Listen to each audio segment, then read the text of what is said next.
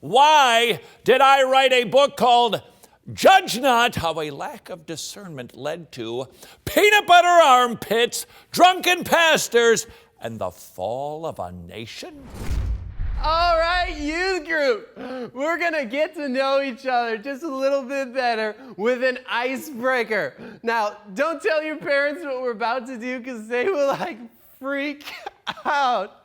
I'm gonna take this peanut butter, stick it in my armpits, and you have to lick it out. Volunteers.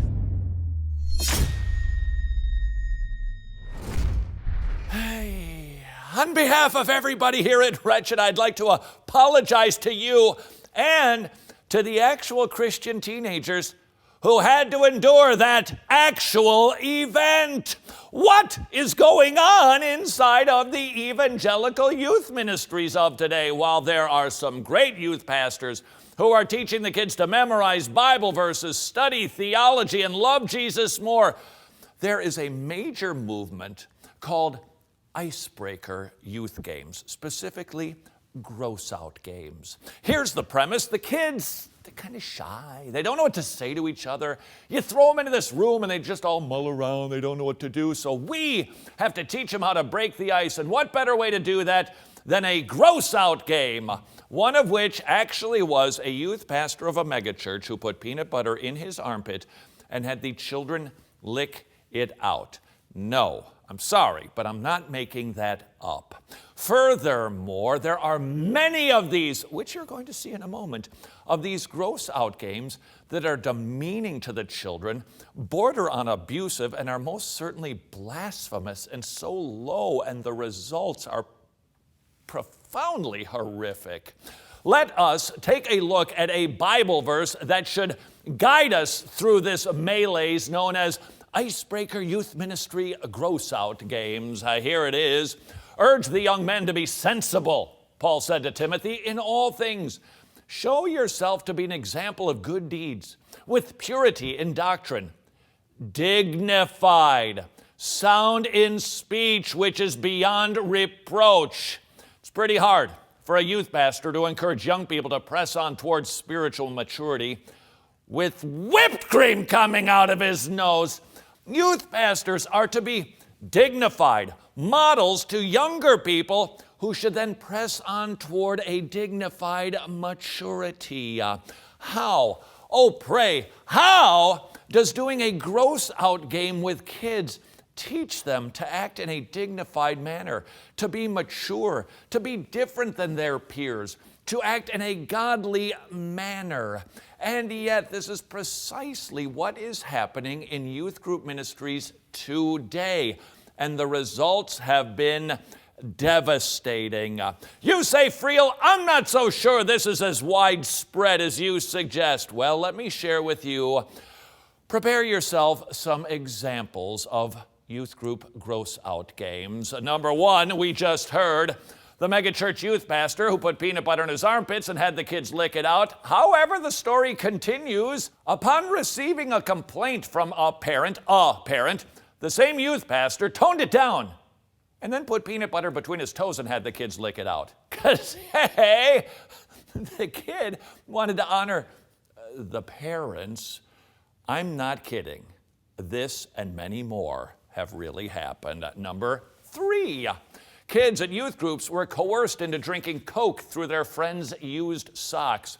Oh, this is a perennial favorite in far too many youth ministries. I'm not kidding. This is what it looks like. Adrian, here's the premise.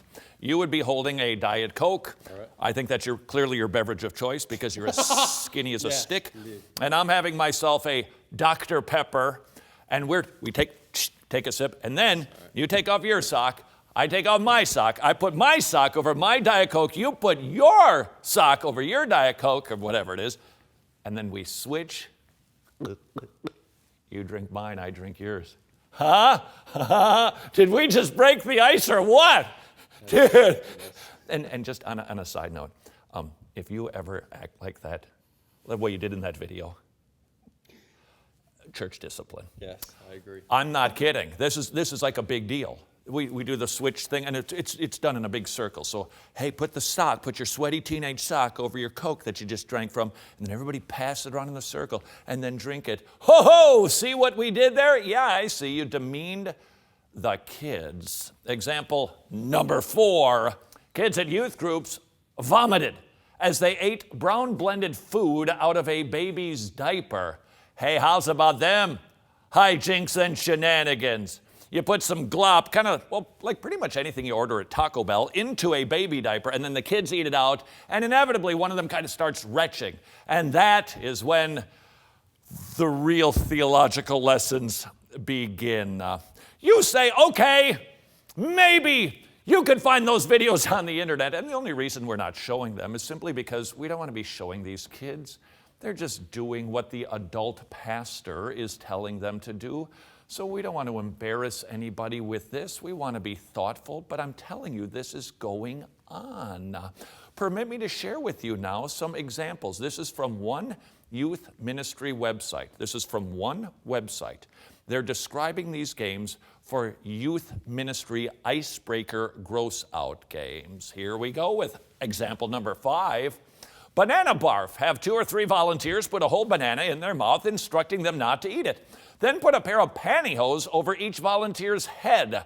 Nobody could get hurt in this. Have them squish the banana through the tiny holes in the hose into a trash bag. This game is hilarious. Sure, if you like Dumb and Dumber too.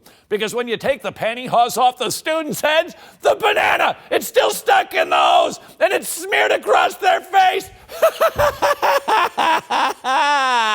Hey kids, want to hear about Jesus? What in the world is going on? Example number 6. Bring 3 boys and girls up front and pair each boy with a girl. What could possibly go wrong? Set several tubs of ice cream and condiments in front of the girls that they will use to make a banana split. The girls have to make their partners' banana splits using their bare feet and then feed it to their partners. Okay, kids, if you'd open up your Bibles, we're going to do our memory review. There's an awful lot of these games that have a lot to do with feet. Some sort of odd obsession here. Gross out game number 7, Cheetos. Bring up 3 pairs of people. Have one person in each pair sit in a chair and take off one shoe and sock. Now have the other person in the team lay on the ground. Place a napkin next to them with around 10 to 15 Cheetos cheese snacks. The object of the game is to have the person with the bare foot try to feed the Cheetos to the person lying on the ground by picking them up with their toes and putting them into the other person's mouth. I looked up the Greek word for dignified, which is what a youth pastor and the children underneath his care are supposed to be. It's the craziest thing. The Greek word for dignified is actually Cheetos. You can just look that one up yourself.